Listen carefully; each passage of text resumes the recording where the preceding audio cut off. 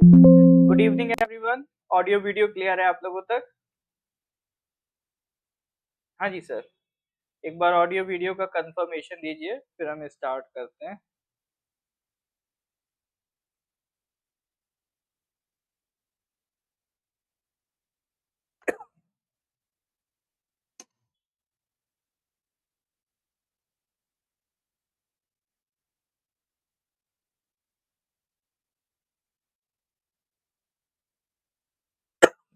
Alright, clear है। ठीक है, तो ये जून 2024 का करंट अफेयर्स हम डिस्कस कर रहे थे, है ना? तो ऑलमोस्ट एंड पे ही है जून 2024 का। फिर इसी में आगे हमें आगे की चीजें कंटिन्यू करनी है, ठीक है? इसी में आगे के पार्ट्स हमें कंटिन्यू करने हैं। तो आप में से आज फर्स्ट क्लास वाला कौन कौन है वैसे? आप में से कौन है जो फर्स्ट क्लास जून की डिस्कस कर रहा है? देखिए, रिगार्डिंग करंट अफेयर्स,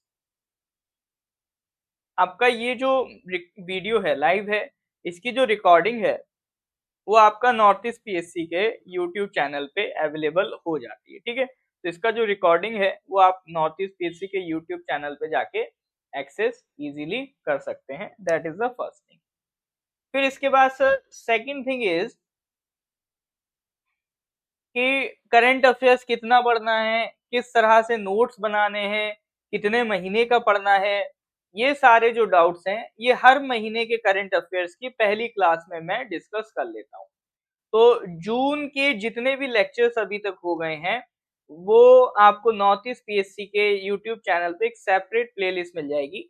हर एक मंथ के करंट अफेयर्स की सेपरेट प्लेलिस्ट होती है। जैसे ये हो गई आपकी जून 2024 की, उसमें आप जून का पहला लेक्चर देख लीजिएगा, ठीक है ना? उसमें मैंने ये सारी बातें डिस्कस कर रखी हैं। यानी सीधी-सीधी बात है, हर एक महीने की जो पहली क्लास है, ठीक है? हर एक महीने के करंट अफेयर्स की जो पहली क्लास है, उसी में हम ये सारी बेसिक बातें डिस्कस कर लेते हैं। ठीक है जी? ऑलराइट। चलिए, तो एक बार देख लेते हैं हम लोग पहले कहाँ तक कर चुके थे। ऑडियो बाकी लोगों को और बाकी लोगों को भी दिक्कत हो रही है क्या? ऑडियो बाकी लोगों को हाँ आतू जी, यहाँ तो क्लियर है, देखो ऑडियो ठीक है।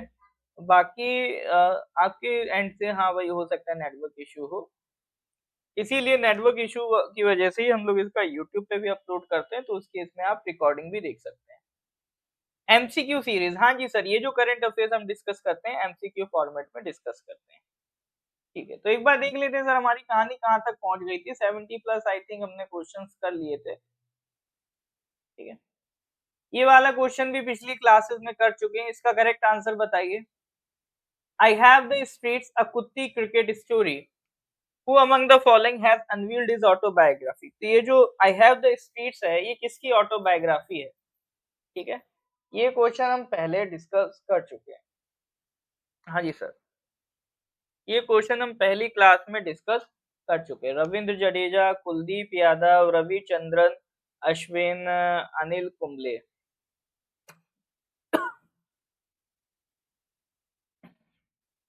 हाँ जी, correct answer is R Ashwin, ठीक है? Correct answer is Ravichandran.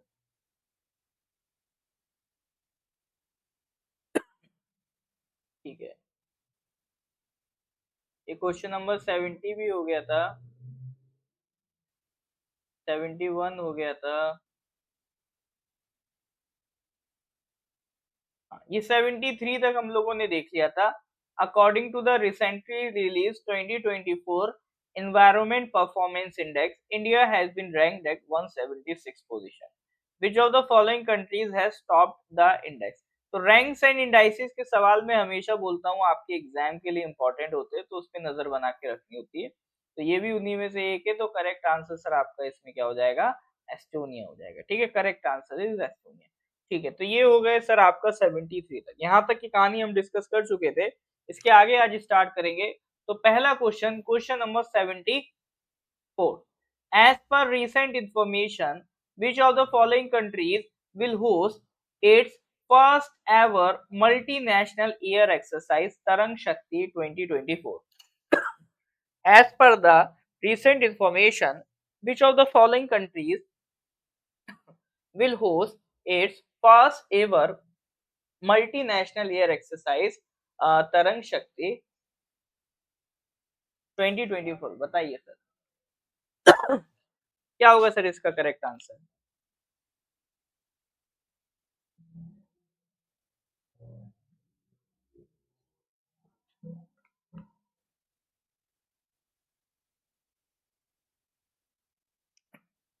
बिल्कुल करेक्ट आंसर इज इंडिया। ठीक है, तो ये तरंग शक्ति कौन होस्ट कर रहा है? भारत होस्ट कर रहा है।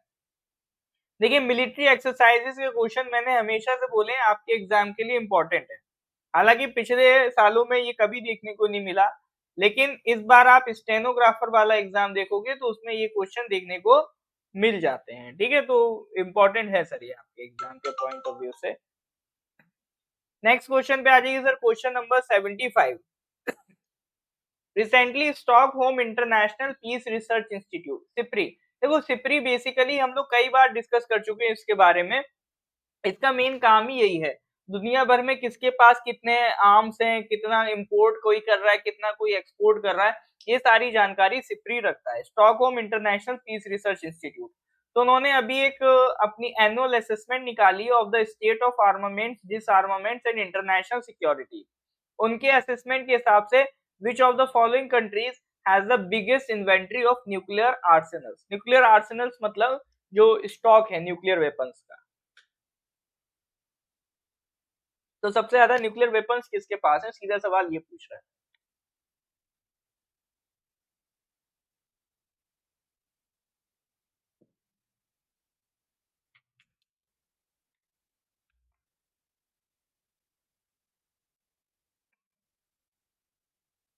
रशिया से सही जवाब है। सबसे ज्यादा किसके पास है सर? रशिया के पास है। ठीक है, तो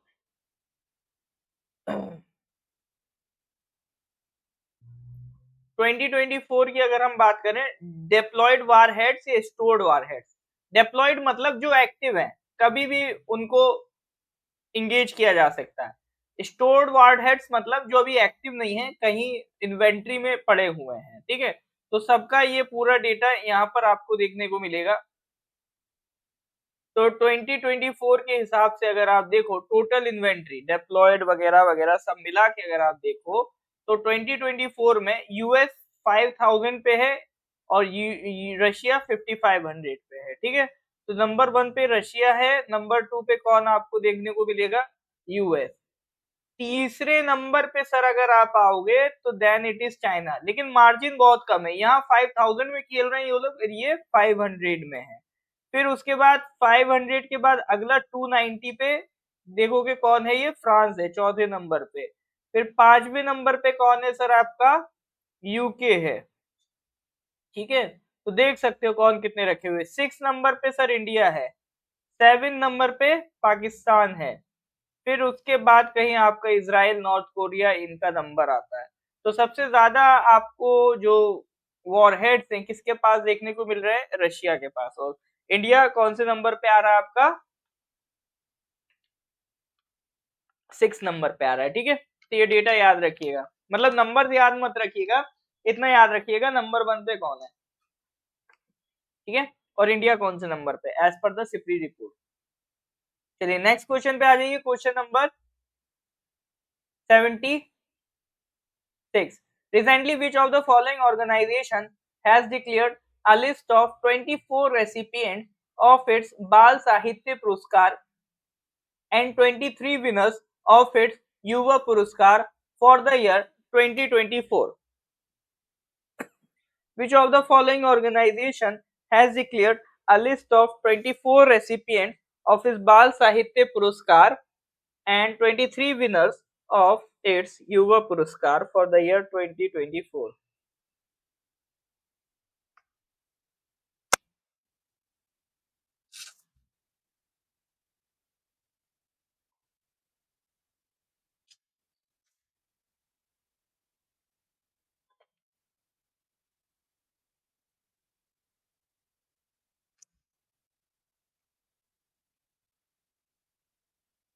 हाँ जी, बताइए, which of the following organisation has declared a list of 24 recipients of it Bal Sahitya पुरस्कार एंड 23 विनर्स ऑफ युवा पुरस्कार फॉर द ईयर 2024। तो ये युवा पुरस्कार, बाल साहित्य पुरस्कार कौन निकालता है sir?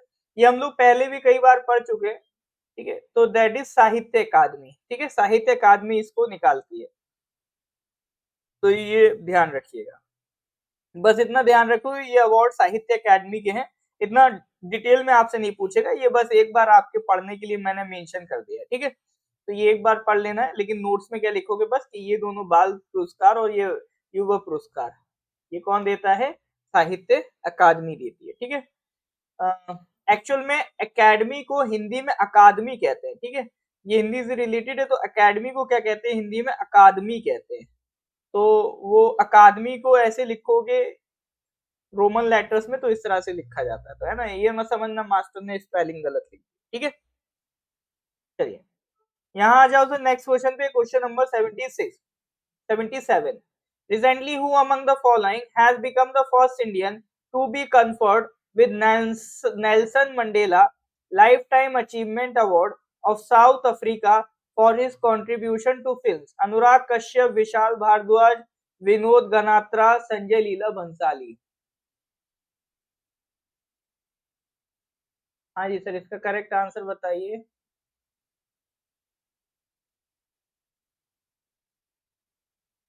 Who among the following has become the first Indian to be conferred with Nelson Mandela Lifetime Achievement Award of South Africa for his contribution to films? Anurag Kashyap, Vishal Bhardwaj, Vinod Ganatra, Sanjay Leela Bhansali.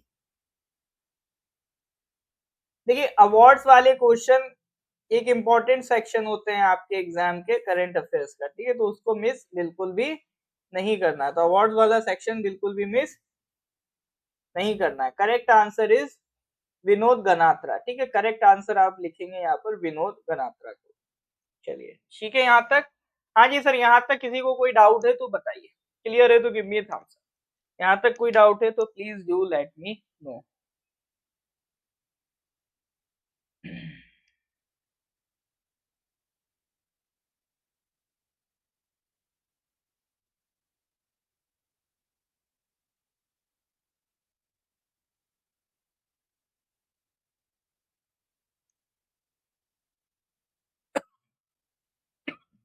ठीक है, चलिए नेक्स्ट क्वेश्चन पे आ जाइए, question number 78। Recently, Indian Railways has conducted trial run on world's highest steel arch rail bridge, the Chenab Bridge. This bridge is associated with which of the following states या UTs? Indian Railways has conducted trial run on world's highest steel arch rail bridge, the Chenab Bridge. This bridge is associated with which of the following states or UT? Himachal Pradesh, Uttarakhand, Jammu and Kashmir या फिर आपका लद्दाख। बताइए sir, correct answer क्या होगा?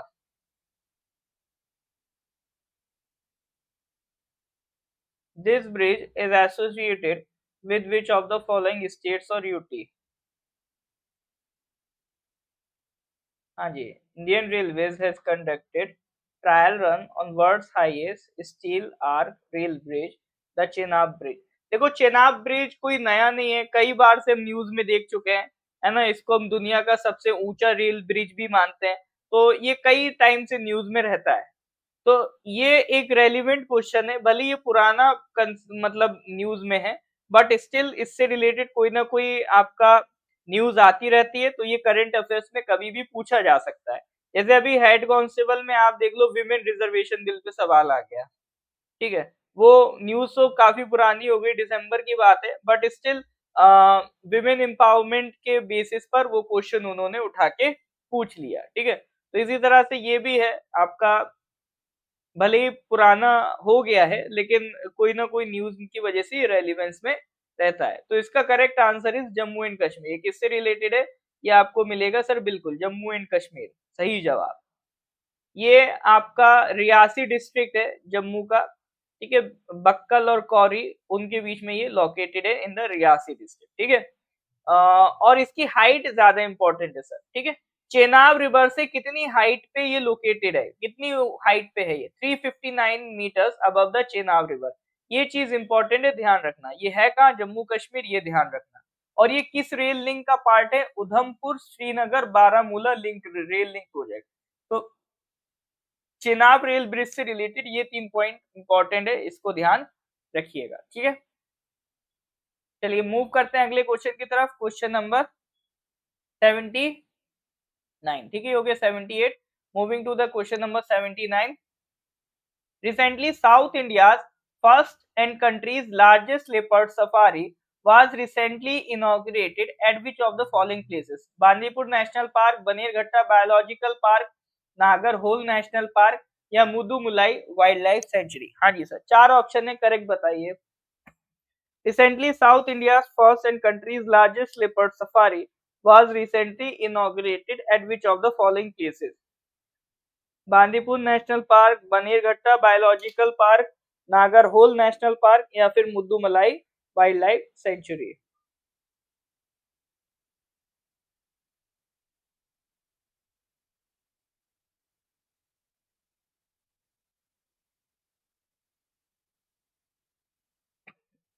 हाँ जी, देखो कोई भी वाइल्ड लाइफ सेंचुरी अगर न्यूज में रहती है ना, उससे क्वेश्चन बनते रहते हैं।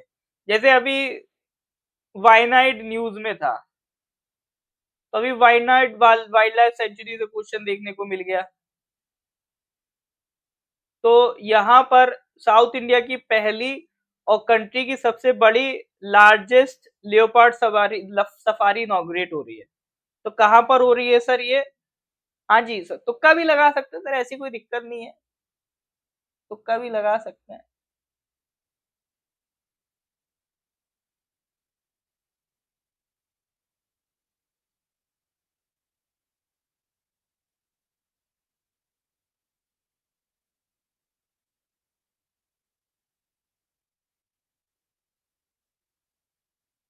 डी, नहीं सर, ये कहाँ की बात हो रही है?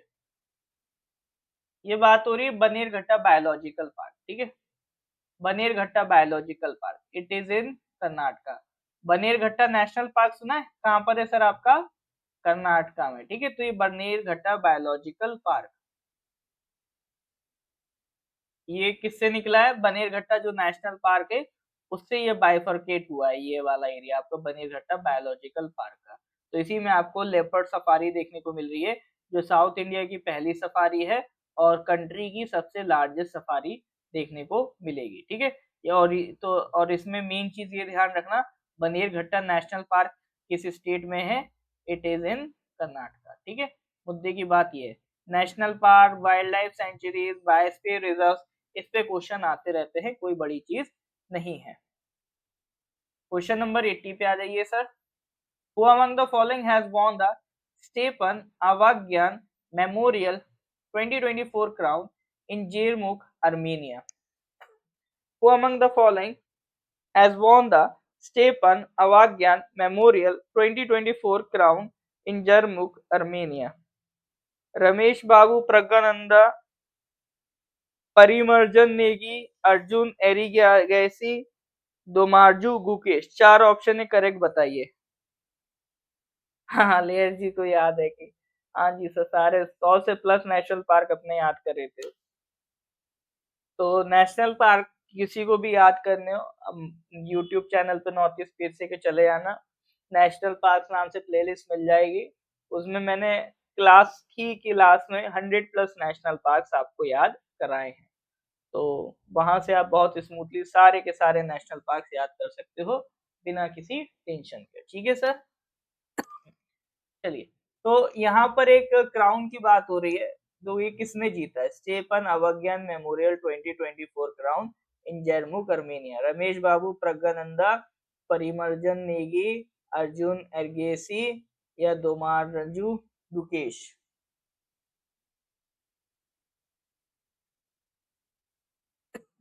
Correct answer is Arjun Erigaisi, ठीक है। Correct answer is Arjun Erigaisi. तो Indian grand master Arjun Erigaisi delivered yet another domineering performance to clinch the Stephen Avagyan Memorial 2024 crown in Jermuk, Armenia with a round 2 square. ठीक है, चलिए नेक्स्ट क्वेश्चन पे आ जाओ sir. Question number 81. Recently ministry of home affairs, ठीक है, ministry of home affairs has approved national forensic infrastructure enhancement scheme. This scheme has been approved with total financial outlay of what amount during the period from 2024-5 to 2028. National forensic infrastructure enhancement scheme. ठीक है, national forensic infrastructure enhancement scheme को approve किया गया है. ठीक है, तो this scheme has been approved with total financial outlay of what amount during the period from 2024 to 2028. हाँ जी sir, question number 81 correct answer बताइए.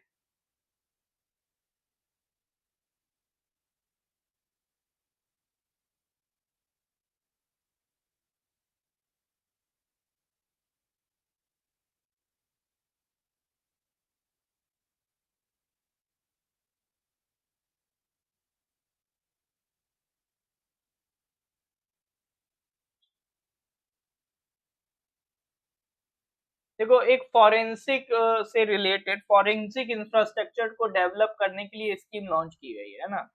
Forensic infrastructure is a must thing to deliver justice quickly and appropriately. तो ये जितना fund allot हुआ है that is not important, ये उतना इम्पोर्टेंट नहीं है, याद रखो ना रखो कोई दिक्कत वाली बात नहीं.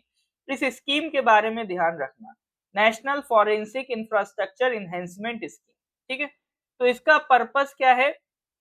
फॉरेंसिक साइंसेस को प्रमोट करना ताकि वो फॉरेंसिक टेक्नोलॉजी को यूज किया जा सके क्राइम डिटेक्शन में. जैसे आज के टाइम में अगर कहीं क्राइम हो जाता है तो फॉरेंसिक एक बहुत अच्छा ऑप्शन है एविडेंसेस कलेक्ट करने के लिए. तो आज के टाइम में जो आपका जस्टिस है उसको ज्यादा एफिशिएंटली डिलीवर करने में आपका फॉरेंसिक्स काफी बड़ा रोल प्ले करता है.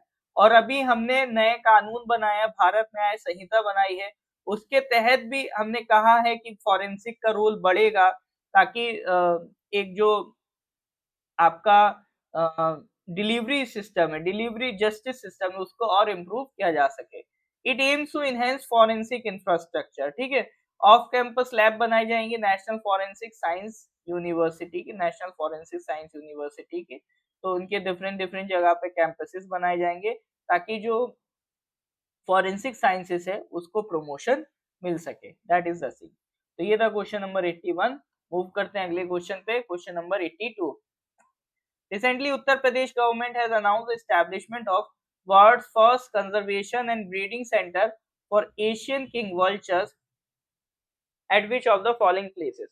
वाराणसी, आगरा, महाराजगंज या फिर Lucknow. Recently, Uttar Pradesh government has announced the establishment of world's first conservation and breeding center for Asian king vultures at which of the following places? Varanasi, Agra, Maharajganj या फिर आपका लखनऊ. करेक्ट आंसर बताइए. UP government has announced establishment of world's first conservation and breeding centre for Asian king vultures at which of the following places? Varanasi, Agra, Maharajganj या Lucknow.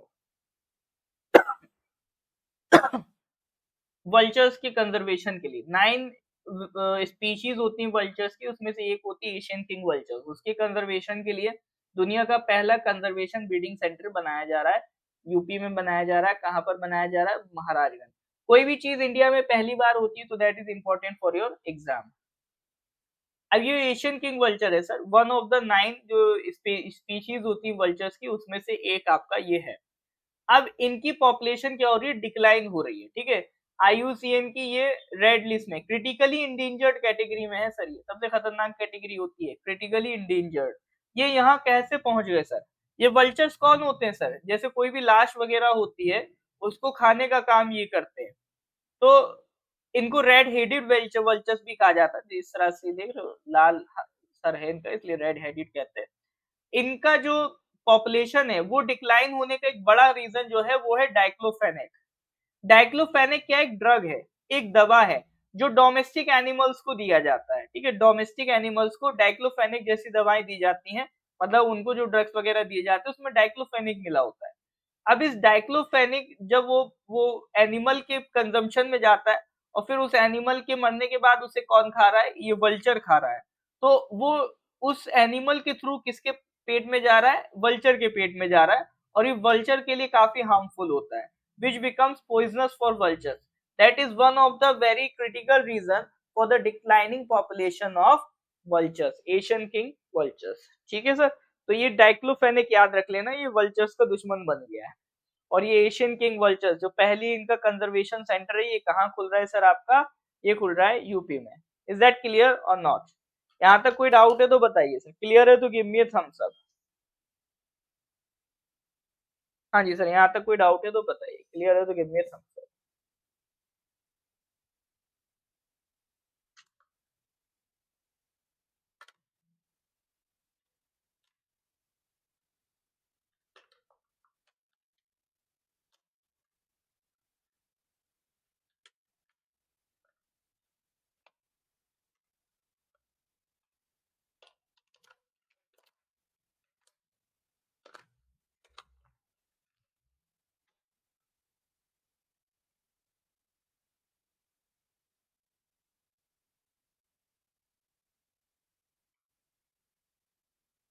Recently, Global Energy Transition Index title Fostering Effective Energy Transition has been released. India has been ranked at which of the following places in the index? बताइए। एक report publish हुई है global energy transition index, उसका title है fostering effective energy transition. तो इसमें India की rank पूछ रहा है। ये ग्लोबल एनर्जी ट्रांजिशन इंडेक्स ये बेसिकली है क्या सर? तो ये जो एनर्जी ट्रांजिशन इंडेक्स है, तो सर ये बेसिकली बात कर रहा है, जैसे अभी हम लोग coal as a source of energy use कर रहे हैं, ठीक है, ये क्या है सर, पॉल्यूशन क्रिएट कर रहा है, कार्बन एमिशन यूज कर रहा है, वो कार्बन एमिशन बढ़ा रहा है, एनर्जी प्रोड्यूस करने के लिए हम लोग कोल बर्न कर रहे हैं। अब हम जो इसे कोल वाला जो सीन है सर, ये कोल वाले सीन को हम चेंज करके किस पे ला रहे हैं, रिन्यूएबल एनर्जी, लाइक जैसे सोलर एनर्जी पे ला रहे हैं। जैसे आप सुनते रहते हो कि कहीं पूरी पूरी बिल्डिंग में इलेक्ट्रिसिटी के लिए सोलर पैनल लग गए। अब सोलर पैनल से क्या है, अगर सोलर पैनल बिजली प्रोड्यूस करेंगे तो कोयले से जलने वाली जो बिजली है, जो एनटीपीसी बना रही है, उसकी जरूरत नहीं पड़ेगी, ठीक है। इसको कहते हैं एनर्जी ट्रांजिशन, यानी पॉल्यूशन क्रिएट करने वाली जो सोर्स ऑफ एनर्जी है उससे ट्रांजिशन करके हम रिन्यूएबल सोर्स ऑफ एनर्जी की तरफ जा रहे हैं, जो पॉल्यूशन नहीं कर रहा है या मिनिमल पॉल्यूशन कर रहा है, ठीक है। तो यही जो ट्रांजिशन है उसी को रैंक करती है ये इंडेक्स। तो कौन सा कंट्री कितने बेहतरीन तरीके से ट्रांजिशन कर रहा है उसकी ये क्या प्रोवाइड करती है, रैंकिंग। तो इसी ग्लोबल एनर्जी ट्रांजिशन इंडेक्स के हिसाब से अगर हम रैंकिंग की बात करें तो सर इंडिया की रैंक कितनी है, दैट इज द क्वेश्चन, ठीक है। क्वेश्चन समझ में आया? तो करेक्ट आंसर इज 63rd। तो एनर्जी ट्रांजिशन इंडेक्स में इंडिया की रैंक कितनी है, 63rd। तो इसमें पहली चीज तो ये ध्यान रखना इंडिया की रैंक कितनी है, और दूसरी चीज इसमें ये ध्यान रखना इसको पब्लिश कौन करता है, it is published by the world economic forum, ठीक है, it is published by the world economic forum. हाँ जी सर, यहाँ तक कोई डाउट है तो do let me know. Is that clear और नॉट? हाँ जी सर, यहाँ तक कोई दिक्कत है?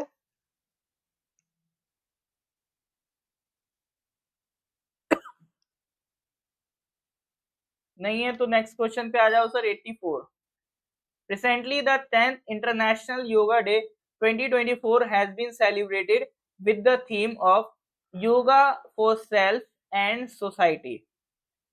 Recently, the 10th International Yoga Day 2024 has been celebrated with the theme of Yoga for Self and Society.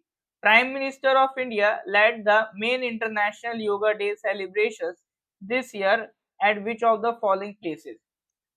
Anantnag, Leh, Srinagar, Jammu. अभी sir 10th international yoga day celebrate किया गया था इस बार की जो थीम थी that was yoga for self and society. काफी बच्चों के मैसेज आ रहे थे, सर इस बार की थीम क्या है, कंफ्यूज हो रहा है। देख लो sir, it is yoga for self and society. तो prime minister of India led the main international yoga day celebration this year. तो अभी मोदी जी ने सेलिब्रेशन की थी सर योगा की, कहाँ पे की थी? काफी न्यूज में वायरल थे, तो याद हो गई सर, कोई बड़ी चीज नहीं है। थोड़ा बहुत भी अगर रील भी चलाते होगे तो सर दिख गया होगा आपको इसका, है ना? बताइए जरा करेक्ट आंसर क्या है? Correct answer is Srinagar. हाँ जी, correct answer is Srinagar. First International Day of Yoga was celebrated in 2015 with the theme Yoga for Harmony and Peace। ठीक है, तो इसमें देखो पहली चीज तो ये ध्यान रखना, जो सबसे ज्यादा पूछे जाने वाला सवाल है, इंटरनेशनल योगा डे किस दिन होता है? 21 जून 2024, पहला पॉइंट। ठीक है, कब से शुरू हुआ है? 2015 से शुरू हुआ है। इस साल की थीम याद रखना, पहले वाली की थीम याद रखना, इतना याद रख लिया दैट इज एनफ, उससे ज्यादा की जरूरत नहीं है। बात समझ पा रहे हैं कि नहीं समझ पा रहे हैं? I hope it is clear now. हाँ जी सर, बताइए जरा, यहाँ तक कोई डाउट है? कोनो दिक्कत है तो do let me know, clear है तो give me thumbs up.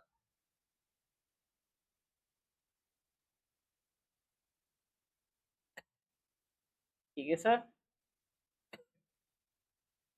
All right. अब एक छोटा सा सवाल का जवाब दे दो सर, छोटा सा सवाल, आगे बढ़ते हैं। Question number 85। एक वैरायटी डेवलप की गई है, ठीक है, एमपीएमएस 2021, सॉरी 2021 कह रहा हूँ, MPS 21।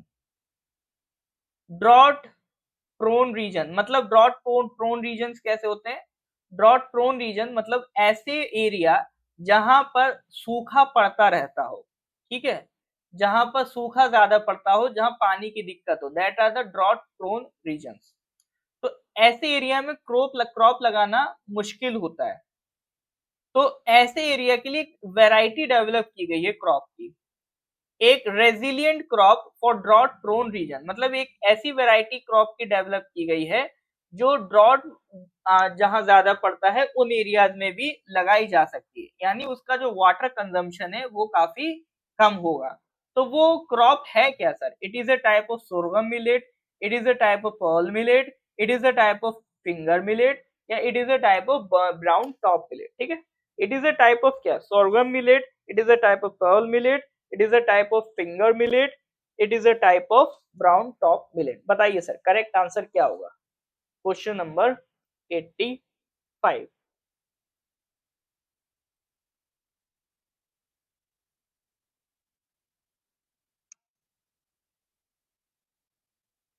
sorghum millet, pearl millet, finger millet, brown top millet, बताइए सर।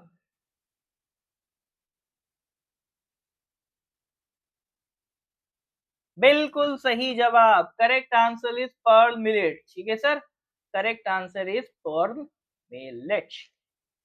आई होप यहाँ तक अब आपको चीजें समझ में आ रही होंगी, कोई दिक्कत वाली बात नहीं होगी। ठीक है सर, चलिए, तो दैट वाज क्वेश्चन नंबर 85। ठीक है, तो आज सर यहीं तक रखेंगे, 85 तक ही रखते हैं। इसके आगे के जो क्वेश्चन है we will continue in the next class. ठीक है, इसके आगे के जो क्वेश्चन है we will continue in the next class. ठीक है सर, चलिए फिर मिलते हैं अगली क्लास में। अगले 2 क्लासेस में ये आपका जून वाला कंप्लीट हो जाएगा, and as soon as the June is completed we shall move towards the July current affairs. ठीक है, फिर हम सर आपका जुलाई स्टार्ट कर देंगे। तो होपफुली अगस्त खत्म होते होते जुलाई भी खत्म हो जाएगा, और अगस्त खत्म होके फिर हम लोग सितंबर में अगस्त का स्टार्ट कर देंगे। ठीक है सर, चलिए फिर मिलते हैं अगली क्लास में। Till then, good bye, have a nice day. Thank you Yuman ji. अब अरुणाचल में है ना युमान जी, अब दिल्ली में नहीं है, दिल्ली में गर्मी बहुत थी, अरुणाचल में आके कूल हो। All right, good bye, have a nice day.